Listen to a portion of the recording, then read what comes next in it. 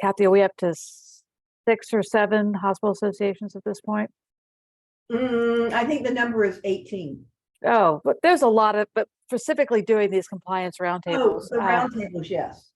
Yeah. And it's a great opportunity for you all to share information among folks in your organizations that have responsibility for compliance related matters.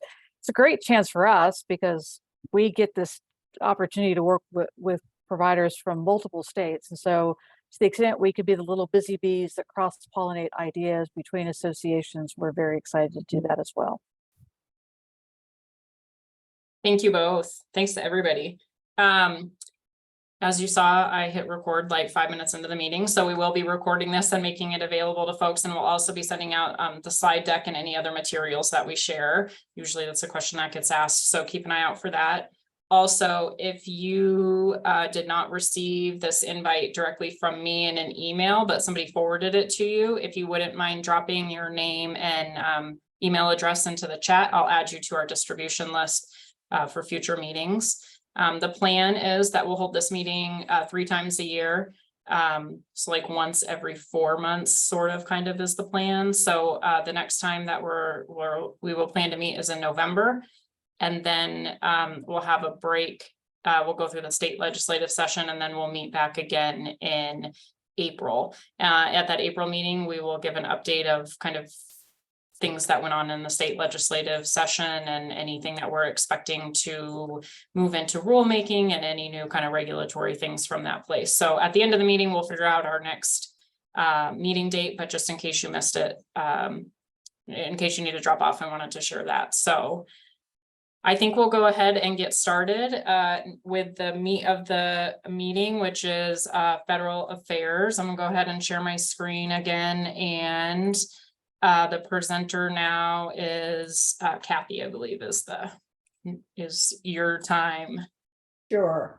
I'm going to just have you jump very quickly on the slides. So the first section that we're going to talk about is current regulations. So we're going to talk about price transparency as the rules exist today, starting with that one. Then we're going to keep adding on top of this. I think from a price transparency perspective, well, I guess I should do it this way. From a compliance perspective, you might not have been the hands-on person in terms of seeing that your price transparency information was posted, but you probably had the role of making sure that it was. But just wanted to share as an overview of what the requirements were. This was a requirement, actually a provision that came about as a result of an executive order by President Trump, and then was adopted with final regs coming out in November 27th, 2019, Federal Register, with a compliance date of January 21.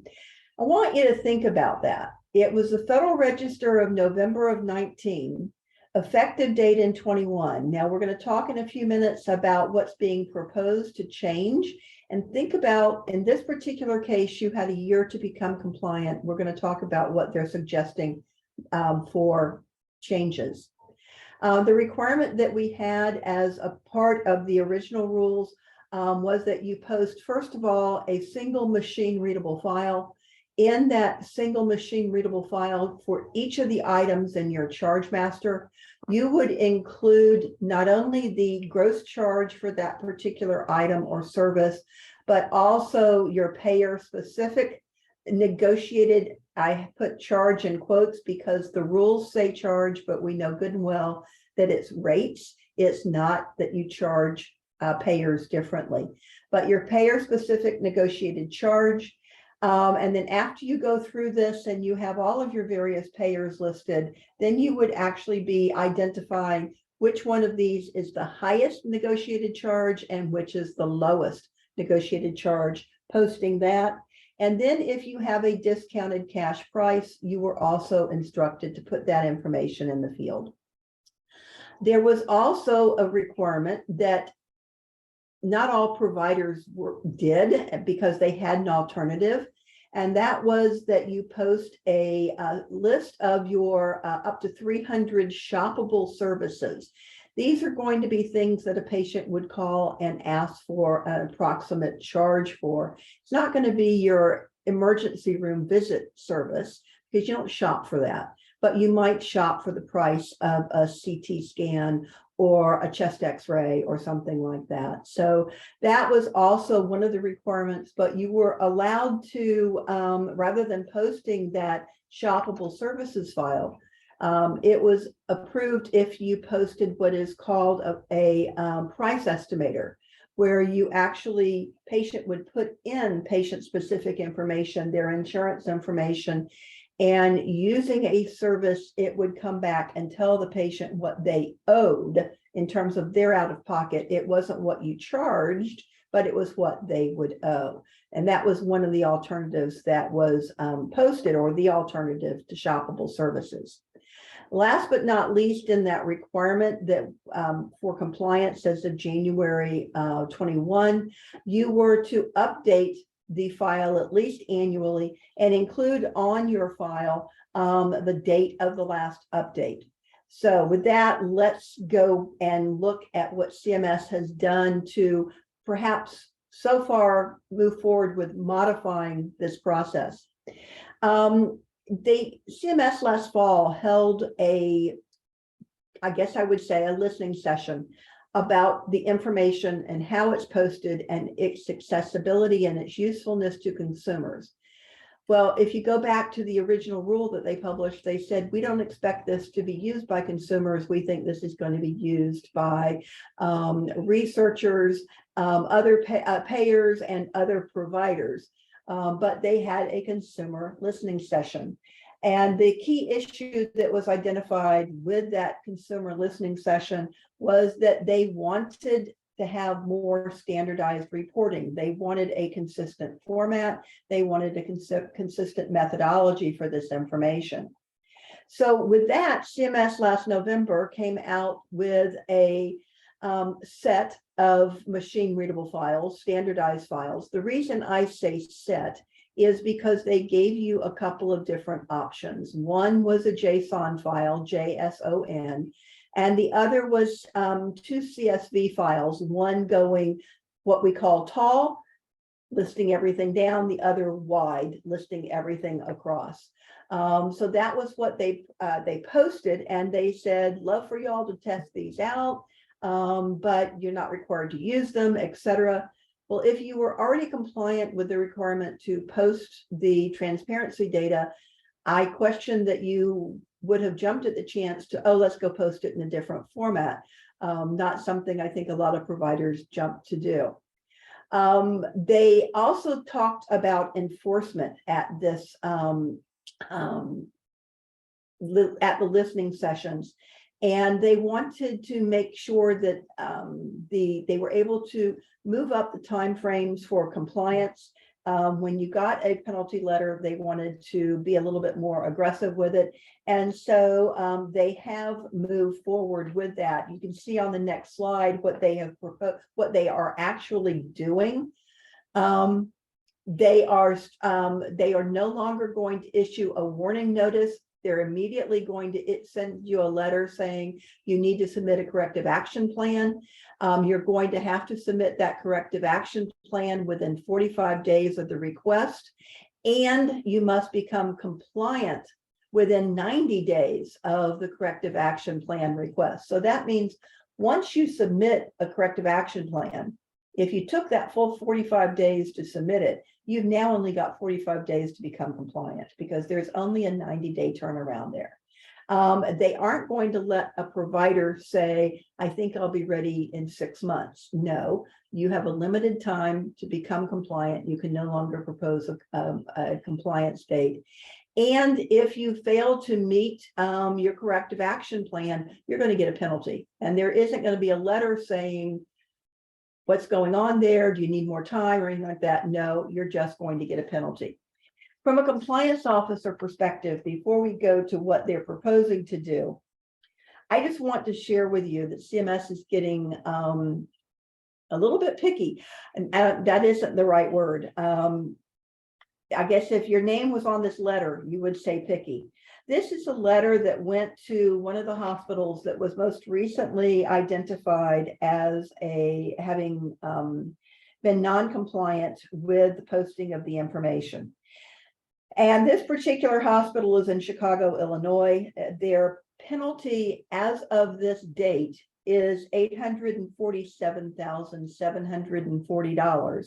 However, the letter also says we may impose subsequent notices imposing additional penalties for continuing violations. In other words, if you don't not only pay us, but also fix things and bring it up to speed, the penalties are going to continue to assess.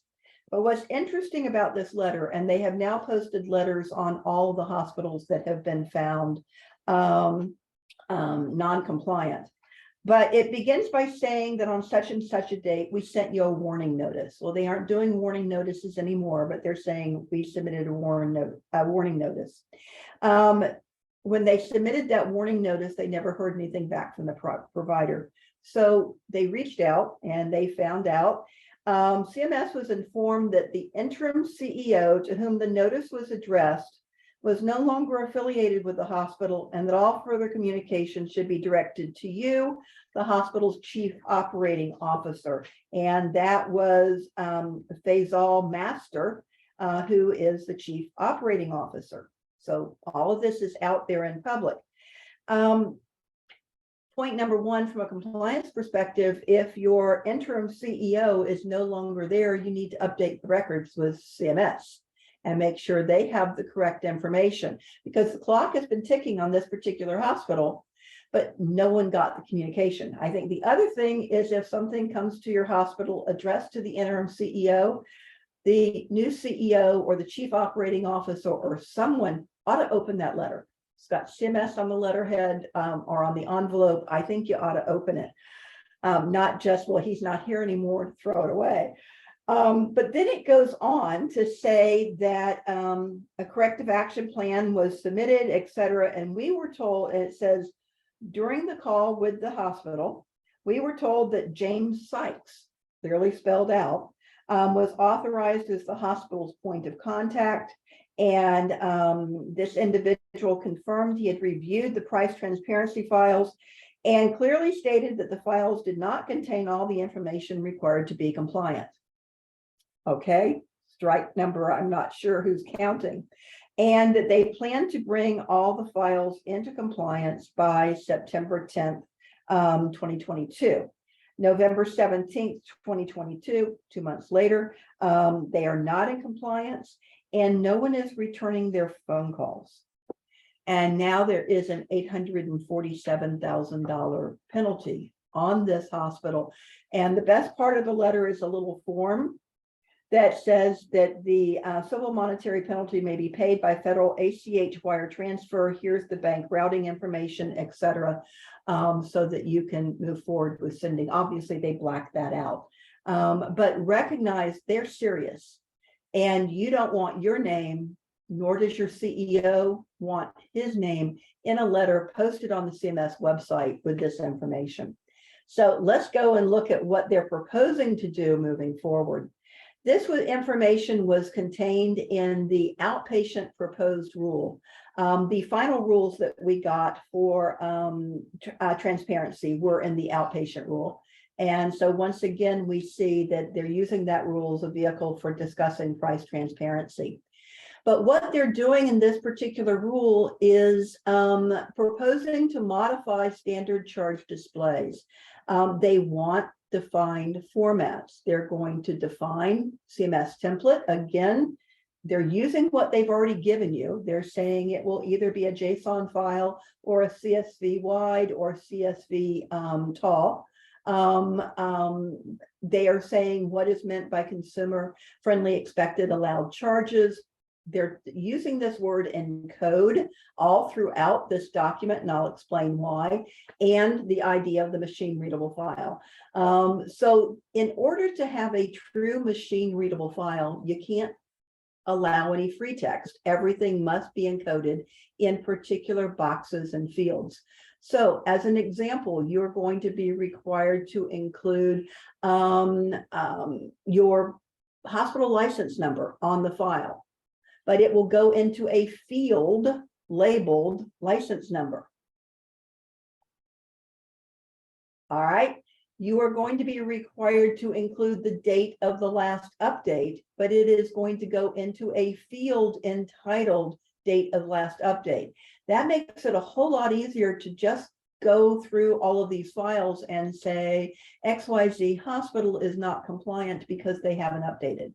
And yes, you are going to be required to have a defined footer on your file, and you're going to be required, and you'll see that in a minute on the next page, but we won't flip yet. You're required to have information on your homepage or a link on the homepage of your website that takes you directly to the machine readable file. So some changes there, making it a whole lot easier for someone to go through and survey this information and to look at, is an individual actually compliant? So along with the changes that they are proposing, or included in the changes that they're proposing, would be that you affirm the accuracy and completeness of your data. Someone is going to sign their name saying this is all true and correct and accurate. You are going to be clearly required to include both payer and plan names. A lot of providers have just taken, as an example, Blue Cross and done an average rate across all of their Blue Cross products. Can't do that. Nope, you're going to have to do plan and payer. You're going to have to clearly delineate for this particular product, what is my contracting methodology? Is it a per diem? Is it a DRG basis? Is it a percent of charges? Whatever, you're going to have to clearly delineate that. Your charge information is going to have to be in dollars. It's not going to be 80%. It's going to be a dollar amount. You're going to have to say, clearly make it very clear as to whether or not these services are inpatient or outpatient. If you're listing information related to a drug, you're going to have to say the unit and type of measurement for that drug. Many providers have just said XYZ drug, but not told you the dosage. And so figure it out for yourself when you see that someone's rate is higher or lower than someone else's. And you're also going to have to make sure that you include all of your modifiers and then your code type. So modifiers, I think you're familiar with, you know, like the identifying digits when you're talking about services on fingers or toes. But also if you are being paid by a CPT code and you've put a CPT code on your file, you're going to have to say CPT and then the code, DRG and then the code. So you're going to have to clearly tell them what the codes are that you're listing. And last but not least on this is we're going to get a final rule in November, and it's going to, you're supposed to be compliant with this on March 1. Now, last time we had a final rule that came out in November, it was effective a year later, actually 14 months later. So this, I think, becomes very difficult for providers, and something that I urge you as well as your hospital association to comment on. Whether you agree with the changes or not, I don't think the March 1 date is doable. Not when you don't find out until November what you're required to do. And particularly if you are a smaller hospital that uses an outside consulting firm to help you maintain these files and to do it, they're going to be overwhelmed. Can they get every hospital in the country in between November and March? So I think that is well worth commenting on. Go on to the next slide and we'll take another look real quick in terms of some additional things that they are proposing in this rule. They are, I guess I would say, putting in regulation their enforcement provisions in terms of requiring you to acknowledge receipt of a warning notice if you are a part of a hospital system. And some of your hospitals are compliant and some are not. They are going to work at the system level to enforce compliance, not necessarily with the individual hospitals. And we have seen instances across the country where you have a number of hospitals within a system, but there's one large, what I call mothership, okay? And that perhaps mothership is not compliant, the smaller hospitals are, it's because there's Hey, so I much. just got a voicemail and I didn't catch it on my phone from Angels Among Us. We you have, been able to reach them One person live? who's not muted, C Brandt. All right, well, I just got a voicemail, so I don't know if you want to try. There we go. All right, so they would work at the systems level. And so I think that is something to be aware of. And then they're going to keep publicizing the information. And we've already seen that not only are they listing the hospitals that have been penalized, it was just recently, I think 5 hospitals, and now we're up to 7, if I remember, 7 or 8. And we've got the letters, like I shared with you, that are now being posted on detailing step by step exactly what was done. And then, as I said before, you're going to be required to have a footer on your homepage that would require linking to your machine readable file. Now, let's take it a step further and let's talk about what Congress is doing on this. Some of the provisions that Congress is looking at are duplicative of what CMS is now proposing. But I think this is Marty and I, what a piece of our favorite legislation just because of its name. It is the Patient Act. And so that's just such a great name for legislation related to healthcare. But it's HR 3561. How they got to the Patient Act is kind of funny because it is promoting access to treatments and increasing extremely needed transparency. It's that extremely needed transparency that really pushed them over the edge there to get them the Patient Act.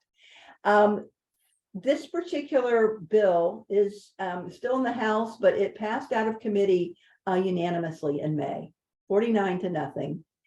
It, first of all, would require as of January of 25 that you provide that list of 300 shoppable services. You could continue to have a price estimator, but it would not be a substitute for the 300 shoppable services.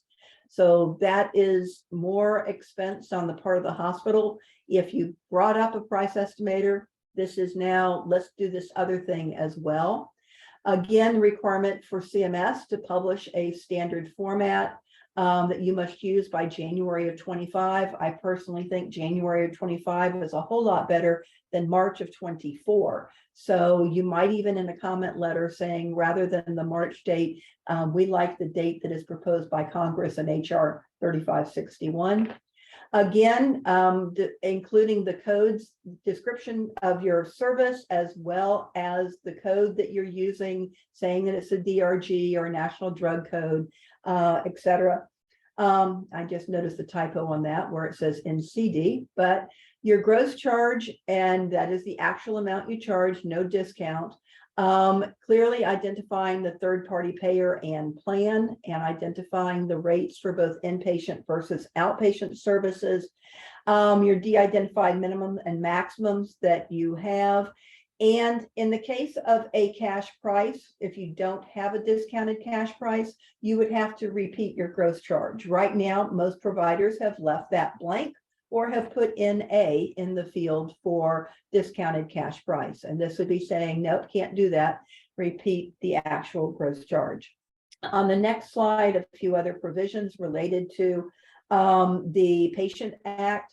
CMS would, and the Office of Inspector General would have to provide regular information related to the accuracy of the information that is obtained, that is contained on your files. Also, this particular legislation would modify the current penalties. The current penalty for compliance, and I have it on a slide in a few minutes. If you're less than 30 beds, your penalty is $300 a bed per day for non-compliance. So that's a maximum of about $109,000 a year.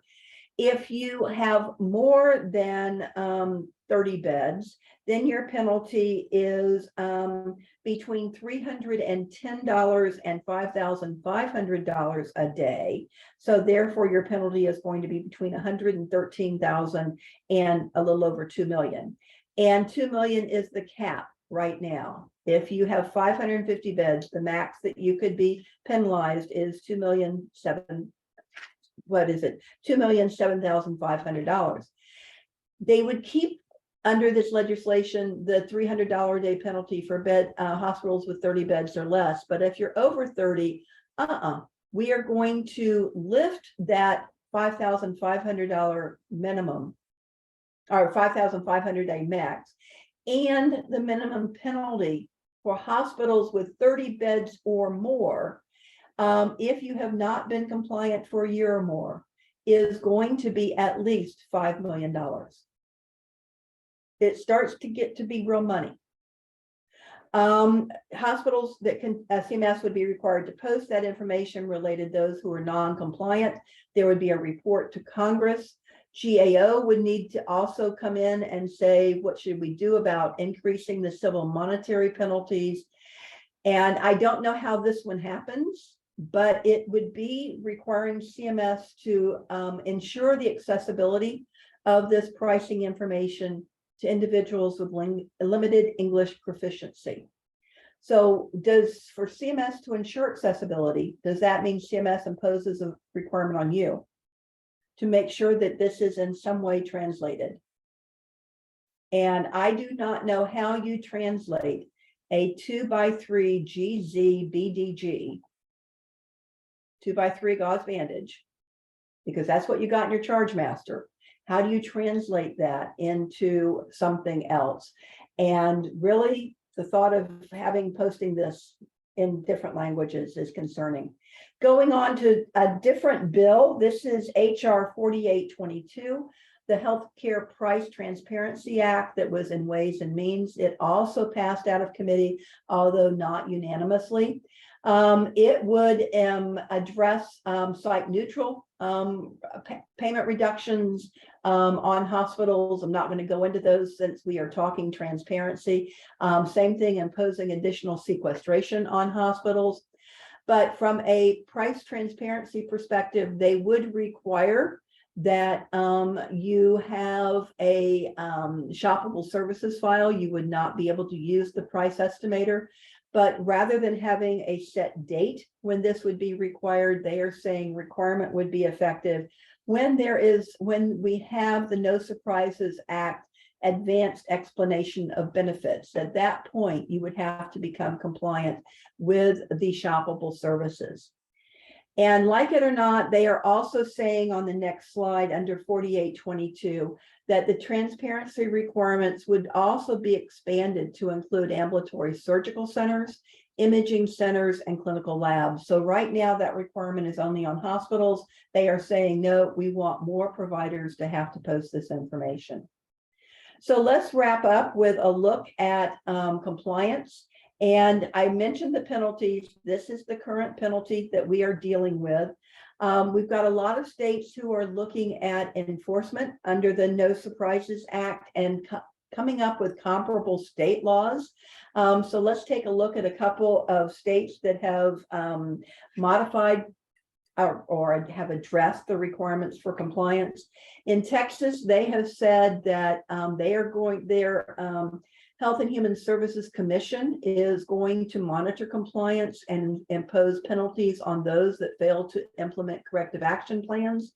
You can see that particular requirement is based upon gross revenue, is the way they are going to penalize hospitals, not a penalty based upon beds. And in Colorado, I think this one has gotten a lot of traction across the country, but essentially they are saying that if you are not compliant with the federal price transparency laws, you will not be able to use debt collectors, file negative credit reports, or obtain court judgments for outstanding hospital debts. If you do and you are not compliant, the patient can sue you as the hospital to pursue collection. And the penalty, if the patient is successful in court, is the amount of the debt they owe you plus attorney's fees and costs. So essentially, you're going to be paying them what they owe you. So recognize that one's a kind of tough one to deal with. From a compliance perspective, on the next slide, we're going to look nationally, and then we're going to take a look at New Mexico. The number of hospitals that have posted machine readable files This is through the second quarter of 2023. We've got about 5,400 hospitals that have posted machine readable files. And that is not a bad number. I think we're looking at somewhere a little less than 6,000 hospitals across the country who are required to post. Narrowing it down to New Mexico. And before you turn the slide, Julia, Julia did share with me a letter that was, or an article that was on the 19th, which I guess was Saturday, posted in the Santa Fe New Mexican. And this is 9 of 14 New Mexico hospitals are not in compliance with the rules. Hospital, it says, it lists the hospitals that receive passing remarks, those that weren't evaluated, those that are non-compliant. I want you to know that this particular analysis was done by a nonprofit called Patient Rights Advocate. They have been engaged with the media across the country when they have done these reports. Patient Rights Advocate is a consumer advocacy group. They are not CMS. CMS has evaluated hospitals, and it's according, well, I'll go back to their numbers. According to Patient Rights Advocate, they are saying, I believe it is somewhere,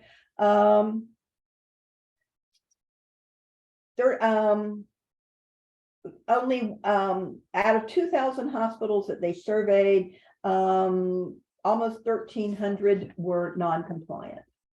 All right, that was across the country. Well, CMS has said that the majority of hospitals, about 70%, are compliant. So let's look at New Mexico.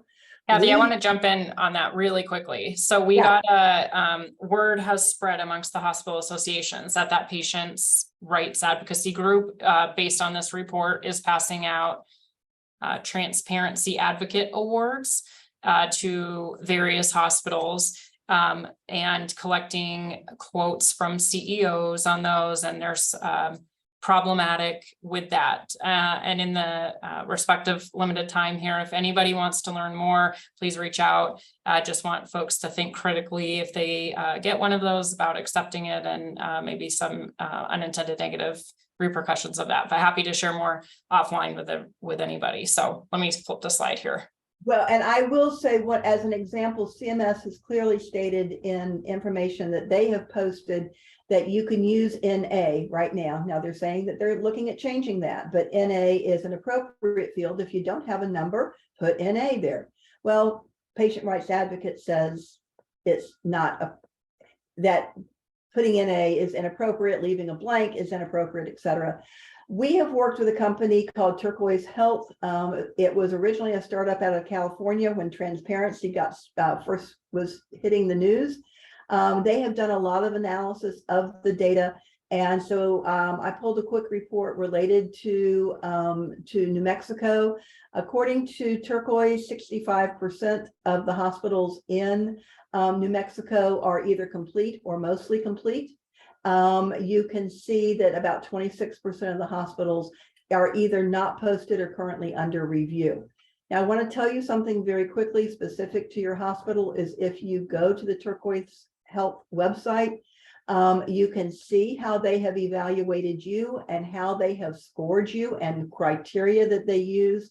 If you don't see your hospital there, if you just send an email to Turquoise Health, they will do it for you at no charge. And they will give you within 24 to 48 hours a turnaround on your information. Last but not least, I wanted to touch base on the usefulness of the data, at least as far as we are beginning to see it. Again, they said this isn't useful to the consumer, not really, but it is useful to other providers. The consumer supposedly can access prices to shop for care and save money, but I dare you to try and compare two charge masters and to really match up individual items unless it has a CPT code, and to identify what hospital A charges versus hospital B. Getting charge information doesn't address what you have to pay. It is a great tool when you start dealing with negotiating rates and wanting to know what's going on within your community from provider to provider. And I think the other way that this comes into play is if there is litigation that you are doing as it relates to competition. Think about if you are filing for dispute resolution, if again, we ever get the chance to do that again, Marty, since they've again shut down dispute resolutions. It's good to be able to go out there and look at what XYZ payer for a particular product pays your competition. Now they are saying that doesn't really match the qualifying payment amount, but it can't hurt to see what's out there within your market as you go to dispute and want to argue the rates. So with that, I will turn it over to Marty. Thank you, Kathy. And if you're wondering why we're talking about price transparency and telehealth today, Julia deferred to us saying, find two good topics to kick us off. So that we thought these were interesting and sort of topics about which we get a lot of questions on a regular basis. So as we get to the end of this meeting today, you're going to have your opportunity to weigh in on topics you'd like to see in further future discussion. So blame us or give us credit if these are topics that are particularly helpful to you. But going forward, this is your roundtable. Certainly want to tailor it to your specific interests. But let's talk telehealth, because certainly this has been the greatest challenge for compliance officers as they grapple their way through the end of the public health emergency and trying to figure out exactly what the rules are today with regard to reimbursement for telehealth services. Specifically, we're going to focus on Medicare because in this space in particular, Medicare has been the leading edge of policy development. As often is the case in reimbursement issues, but specifically is the case for telehealth services, as we'll discuss commercial payers towards the end and how they followed behind what Medicare is doing. So next slide, Julia. So first, I want to make a distinction between what is telehealth and what is virtual services, because the two terms are used interchangeably. Telehealth in Medicare speak is a substitute for a face-to-face encounter.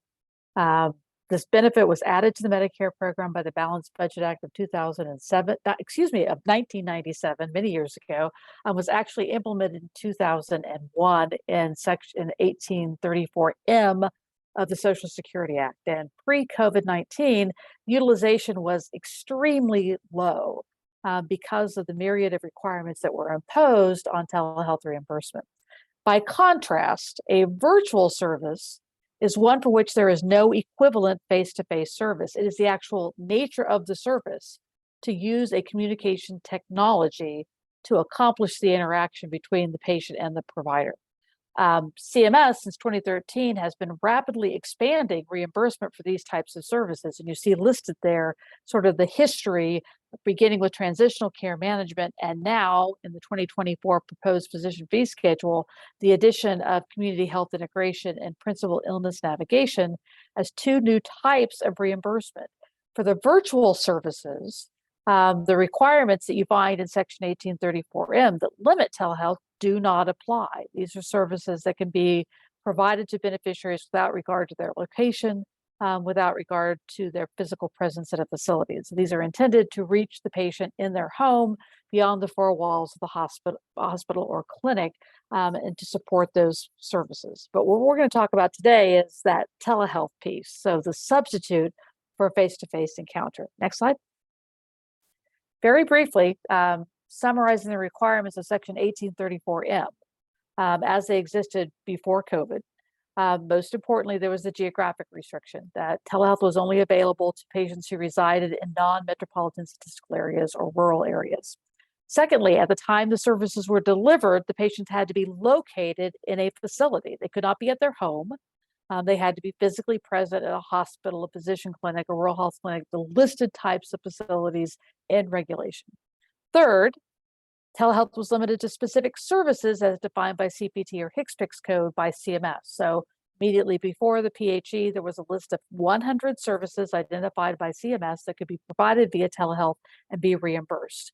Fourth requirement was the type of provider who could deliver the service. You see there on the slide the specific list of the types of providers who could render telehealth. Obviously, missing from that list are the therapists and speech language pathologists.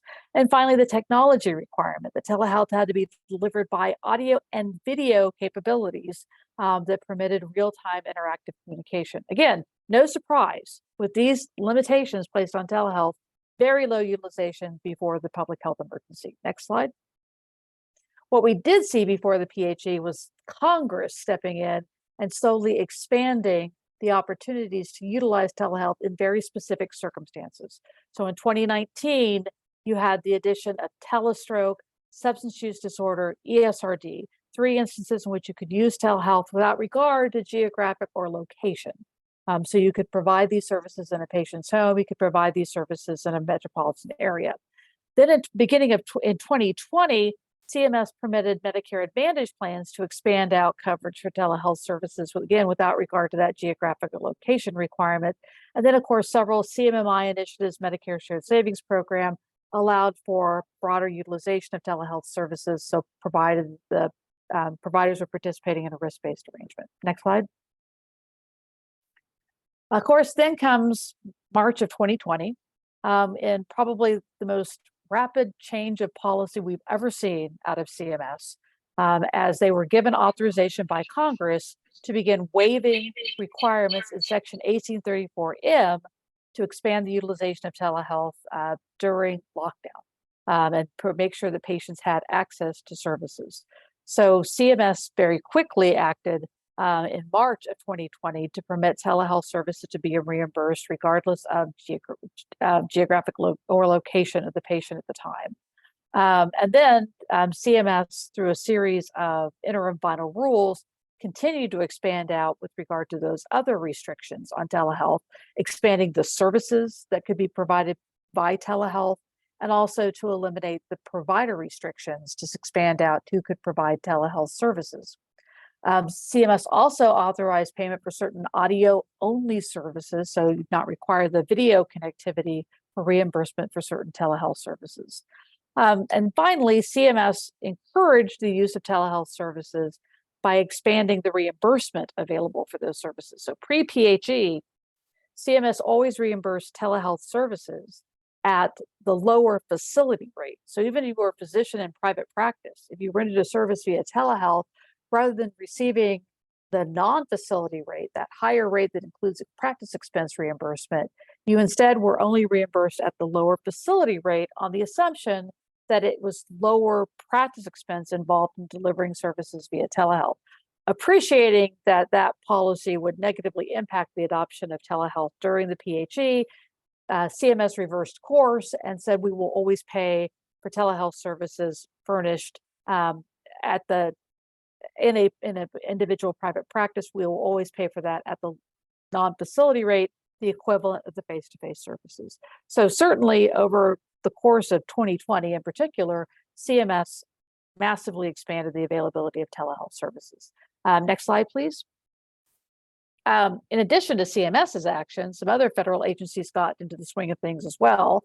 The Office of Civil Rights, that's responsible for the enforcement of the HIPAA privacy and security rules, steps in and says, we're not going to impose penalties if you utilize a non-secure method of communication for telehealth services, provided you act in good faith. Because if we remember back to March of 2020, for example, Zoom, if you were utilizing Zoom, they would not sign a business associate agreement. So you technically could not utilize Zoom because you couldn't comply with HIPAA privacy rule requirements. But again, OCR steps in and says, don't worry about that stuff, just deliver telehealth services.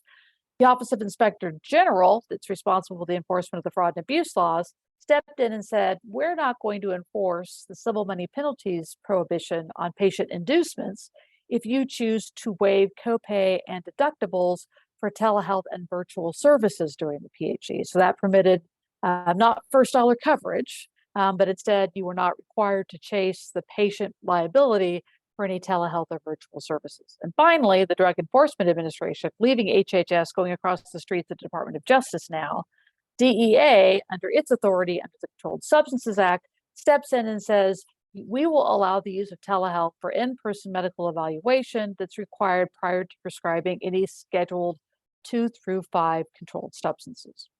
So that's where things stand. And then next slide, please. You see the results. The data released by CMS on telehealth utilization shows certainly a very rapid increase in early 2020, but that has been relatively sustained over several quarters now, where consistently about 15% of services that are delivered under the physician fee schedule are in fact delivered via telehealth. Importantly is the other graphic on the right-hand side of the screen that shows you for whom are these services being utilized. Importantly, we're finding the disabled community and folks with ESRD are much higher utilizers of telehealth services, helping eliminate those barriers of access to care. Next slide, please. CMS is also beginning to do research on the impact of telehealth. They've released some initial reports of their analytics showing that the use of telehealth has helped reduce readmissions and has also increased access for treatment for individuals with opioid use disorder. Next slide. So following this initial wave in 2020 of expanding telehealth, Congress gets back into the picture at the end of 2020 in the Consolidated Appropriations Act of 2021, where they decide to make permanent the waiver of the geographic and location restrictions for the provision of telebehavioral health services. So not physical health. This is limited to telebehavioral health. And we're going to provide coverage without regard to location or geography, but only if Congress imposed the requirements that prior to the initiating of the telebehavioral health relationship, there must be a face-to-face encounter within 6 months between the practitioner and the patient. And then thereafter, every 12 months, there needs to be a face-to-face visit to maintain the telebehavioral health treatment regime. Congress did build in exceptions, and CMS has developed these out in regulations that while the initial face-to-face visit cannot be waived, that will always be a predecessor to the delivery of telebehavioral health services, that 12-month requirement, that subsequent face-to-face visit can be waived if you determine it's appropriate for the patient based on the particular circumstances. Also, CMS has by regulation permitted that these services be delivered audio only if in fact first the provider is capable of delivering audio visual, and secondly they determine that the patient either prefers to use video or does not have access to video connectivity. So we have those provisions in there. Keep in mind, these provisions were intended to go in effect at the end of the public health emergency. In December of 2020, probably anticipated that was not going to be May of 2023. But we were setting up the rules, setting up the regulations that this would go into effect, these requirements at the end of the PHE. We no longer have the benefit of other telehealth expansions. Next slide, please. Well, fast forward then to the end of 2022, we get the second round of the Consolidated Appropriations Act of 2023 this time. Congress again steps in and appreciates, hey, PHE is coming to an end. We have 3 years of experience in telehealth. We really don't want to stop cold turkey. We had previously said, Congress had previously stepped in and said, okay, we'll permit telehealth to continue for 151 days post PHE.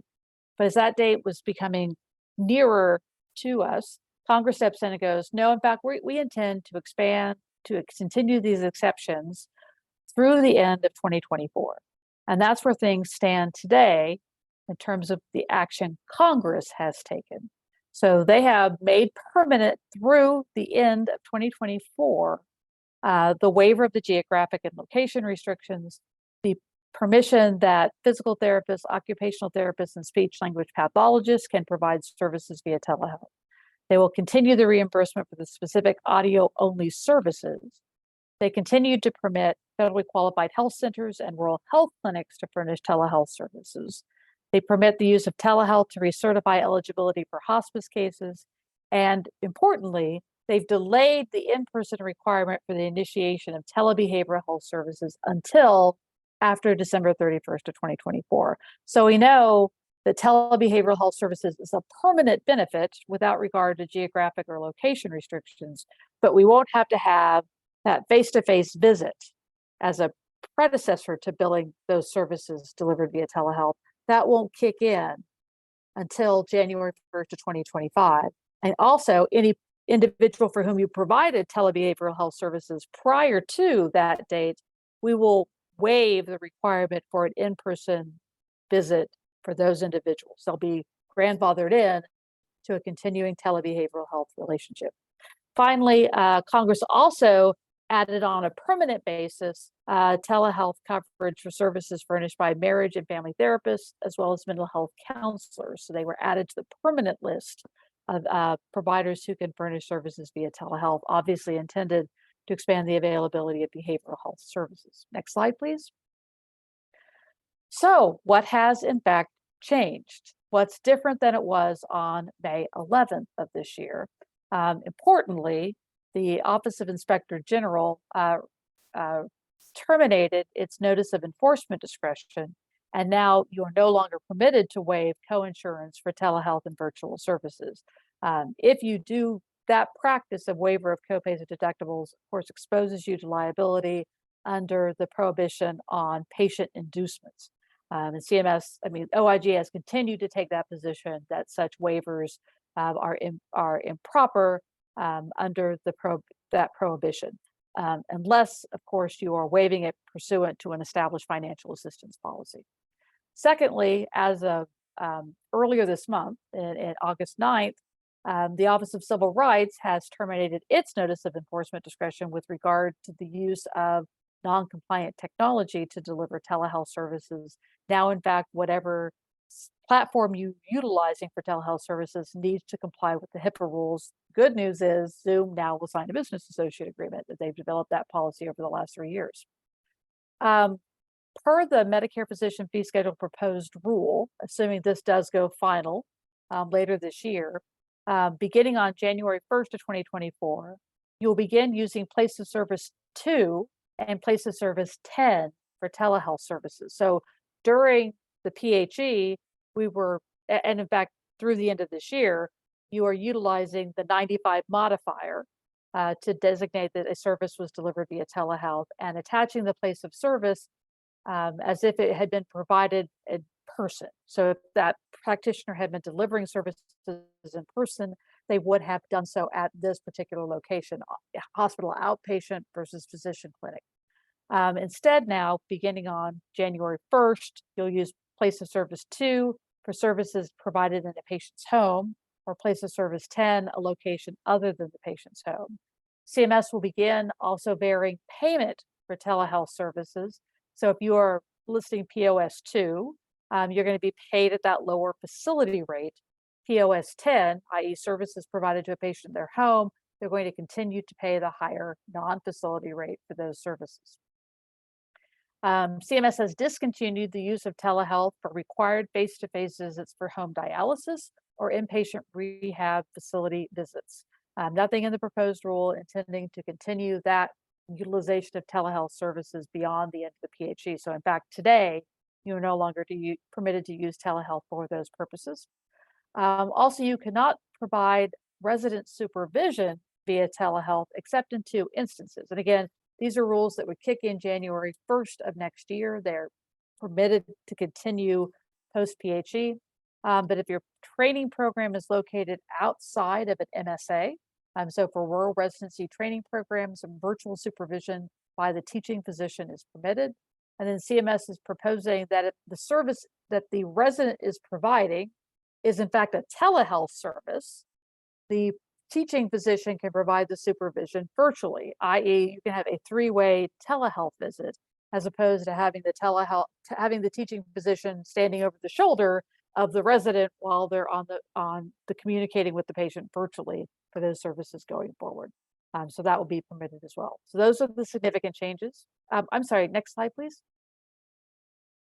Other clarifications that CMS has made with respect to telehealth services and use of virtual services in the physician fee schedule, the proposed rule regard direct supervision. So during the PHE, you were allowed to provide direct supervision for incident to billing or for specified diagnostic tests, certain types of rehab services. That direct supervision could be performed virtually.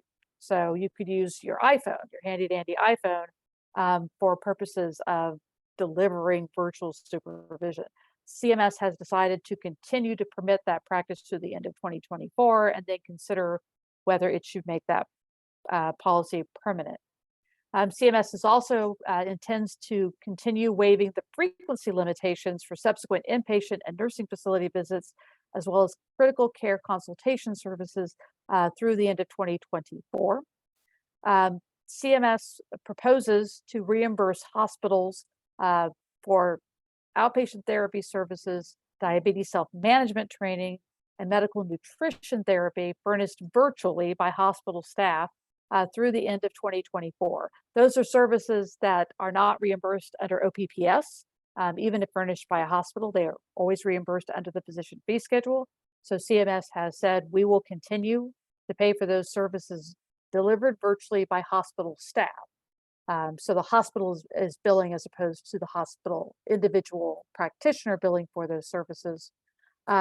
Also, last year, CMS finalized its policy under OPPS to permit behavioral health services to be furnished virtually by hospital staff to patients in their home. That was to create a benefit similar to what is available under the physician fee schedule for telebehavioral health services, again, effectively waiving the geographic and location restrictions permanently for telebehavioral health services. Here, CMS is creating a comparable benefit under OPPS for such services that are furnished by hospital staff. Next slide, please. Let's talk about where we are on controlled substances being prescribed via telehealth.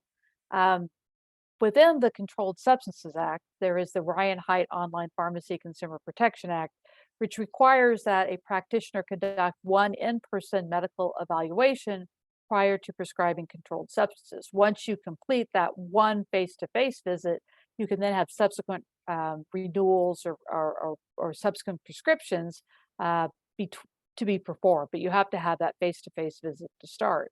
Again, the authority within that statute allowed DEA to waive that requirement during a public health emergency, and it did so during the PHE. DEA had then proposed to publish a final rule with regard to teleprescribing. That rule was released for comment in March. A very controversial rule, garnered over 38,000 comments. So DEA exercised its authority and said, we're going to continue to permit telehealth prescribing similar to what's occurring today. What occurred during the PHE, we're going to allow that to continue through November 11th of this year.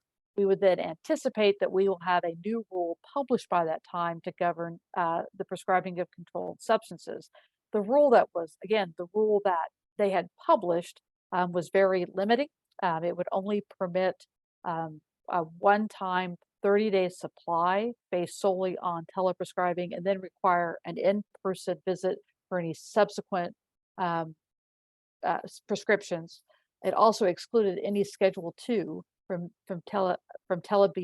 teleprescribing as well. Again, highly controversial.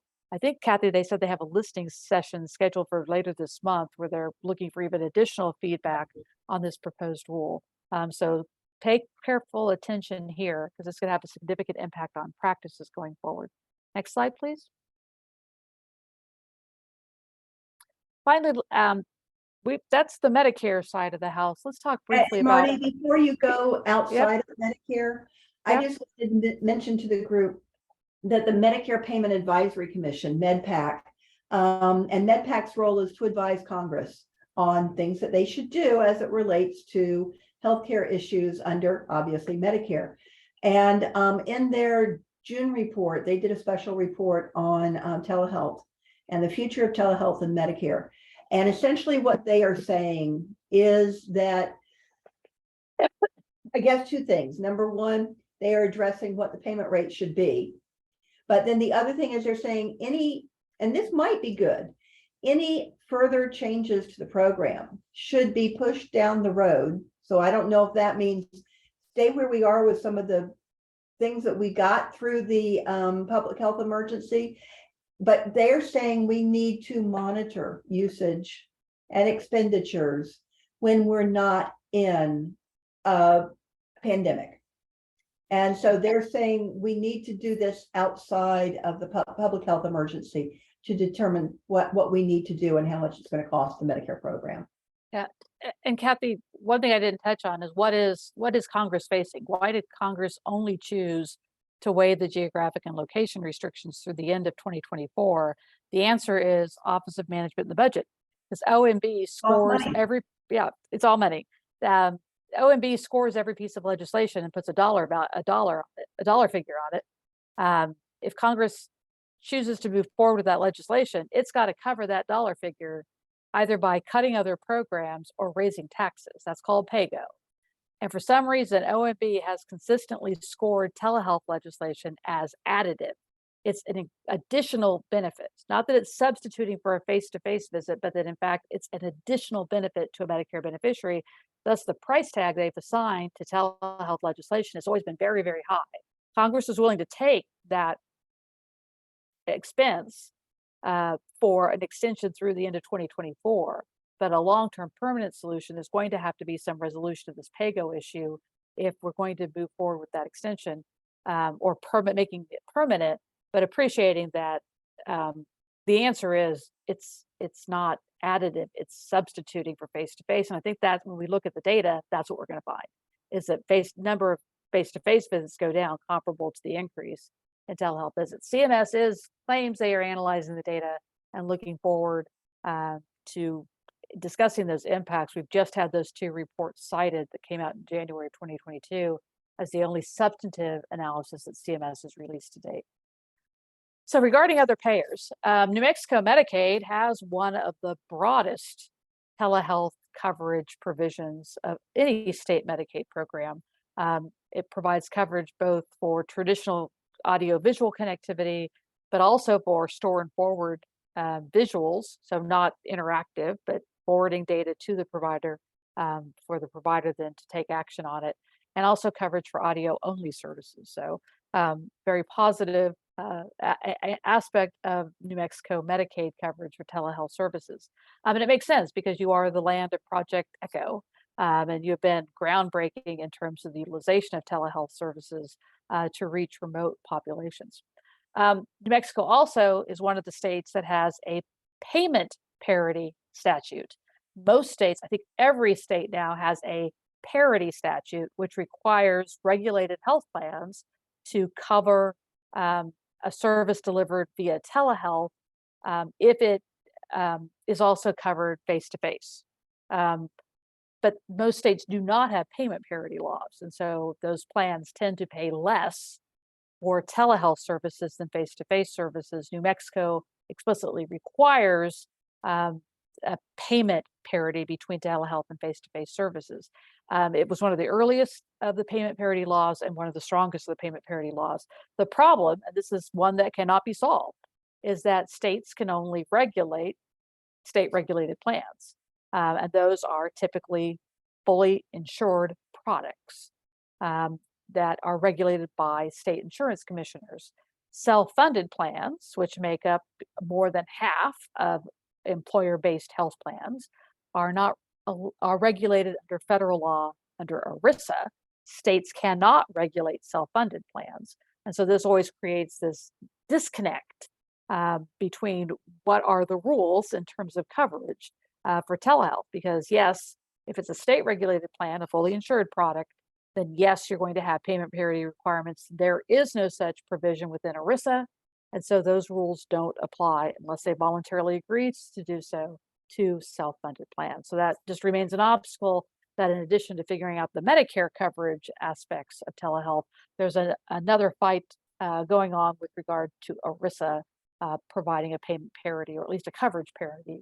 We'll start with coverage parity within ERISA and then hopefully advance to payment parity. So with that, I'm going to turn this back over to Julia. Of course, and one more thing, Julia, I always say that, one more thing. Kathy and I are happy to address any questions y'all have. If you just want to include it in the chat, we'll get it from the chat log from this meeting, or you've got our email addresses, be happy to shoot an email our way. We're always happy to address those questions as they come up. Thank you both so much. My head is full of information. So Does anybody have a question that they want to ask? Otherwise, we can take it up during our roundtable portion, or you can go ahead. This is Andrea Kinsley with Presbyterian. I may be behind on this, but some of the regulations that I've seen for telehealth are starting to require, if a provider is providing services from home, that we bill using their home address.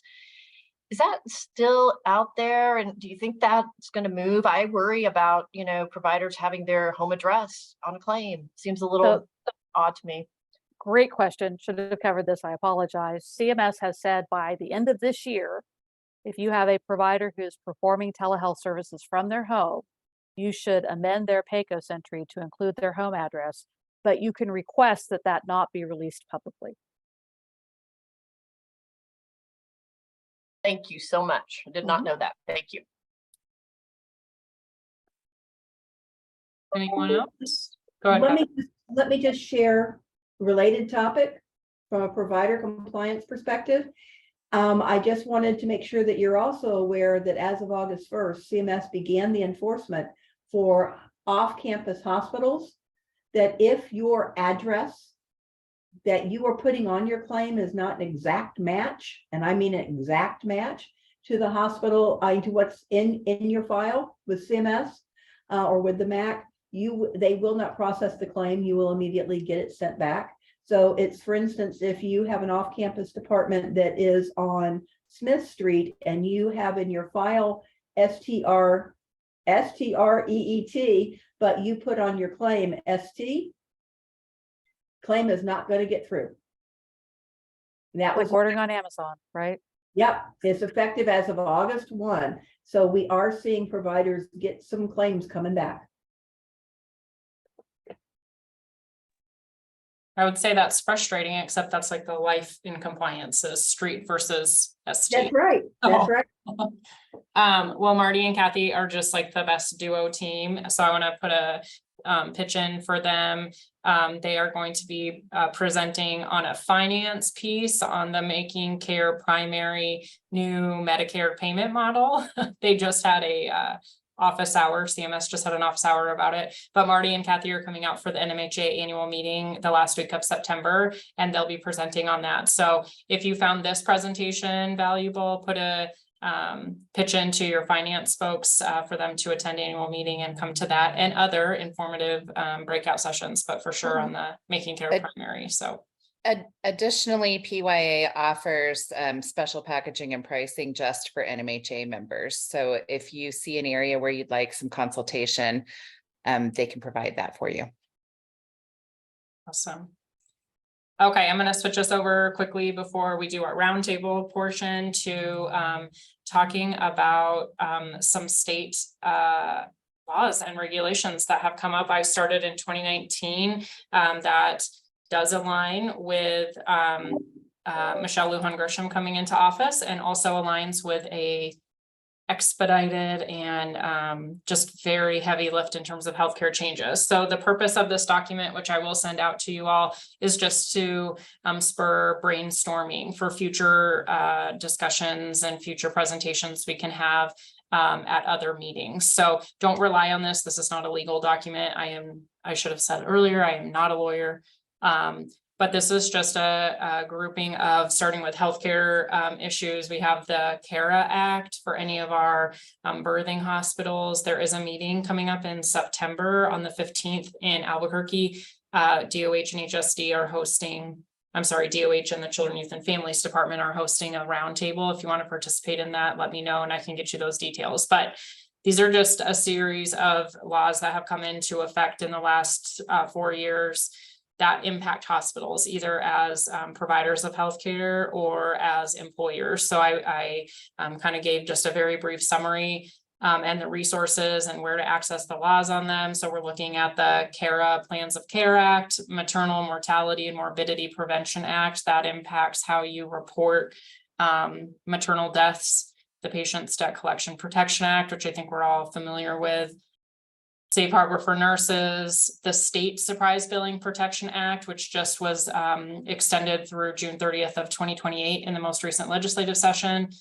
And then moving over to employer specific, which impact most employers in New Mexico is the Healthy Workplaces Act, the mandatory paid sick leave, and the state minimum wage increases that went into effect a while ago. So I will send this out as just a reference document when we're brainstorming for future compliance roundtable topics.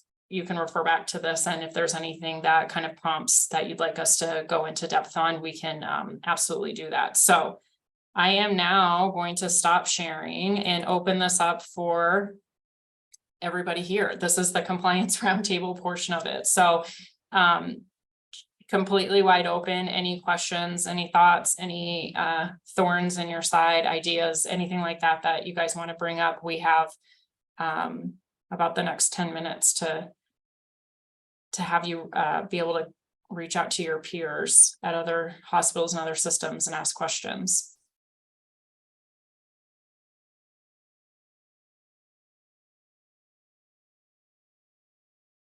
Don't be shy.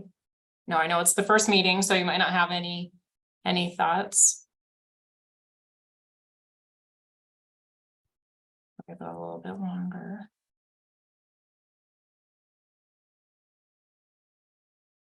They say it's at least 9 seconds of uncomfortable silence before people finally ask their question.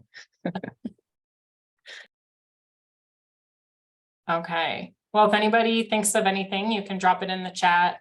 If you guys have any types of compliance types questions, feel free to email them to me and we can add them as like prompt questions in the future. If they need a shorter turnaround, we can certainly work on working through that and getting answers for you. But the only other thing that I have left on the agenda is to figure out when the next meeting is going to be. So we have it penciled in for November, just because December gets obviously busy with the holidays, holiday meetings, vacation time and things like that. So we're looking in November, and we can just do like raise of hand or something like that. But is Monday an okay day? Do we want to find a different day or a different time for folks? Or we can just select and force you all to put it on your calendar, whatever works. I think we're today, I know we're overlapping with the Medicaid Advisory Committee meeting because they changed their date to overlap with ours afterwards, but we'll probably try to separate that out. Although we got really, I think at the peak we had 64 attendees, which is really, really great. So I might send out an email to everyone with like what Monday works. Thanks, Dee Dee. In November, I know, folks start to take off. Probably won't be the Monday after Thanksgiving. This is already enough of a lift.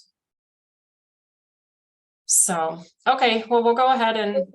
This is Kathy. I was going to say if you could go for either the 6th or the 13th, because then we get into Thanksgiving week and that gets tough, I think, for people who are taking off. We'll take a look at our calendars and we'll go with either the 6th or the 13th at the same time. We started to take part of your lunch, but we felt like it was kind of like sort of last minute, and maybe taking just an hour of your actual like work day and half an hour of your lunch personal time would be better. So we will find a good time on one of those days and then send that out to everybody. So again, I'm going to make one last pitch since you're still on. If this meeting was forwarded to you, this meeting invite was forwarded to you and you didn't receive an email directly from me, if you could drop your email address in the chat, I'll add you to our distribution list. And then in the next few days, I will send out the recording of this meeting. I have to figure out how to do that first, and the slides and my state of issues document. I'll send you guys the link to the Santa Fe, New Mexican article as well, just so you can see if your hospital is mentioned. And I think that that's everything. If anybody has any last minute questions, I'll open it up, or if you want to drop anything in the chat. I'm saving the chat so I can pull all the email addresses. So I think that's all for this meeting. And I just really, again, want to thank Kathy and Marty for both giving us the idea to do a compliance roundtable and then giving such quality presentations on really technical but important items.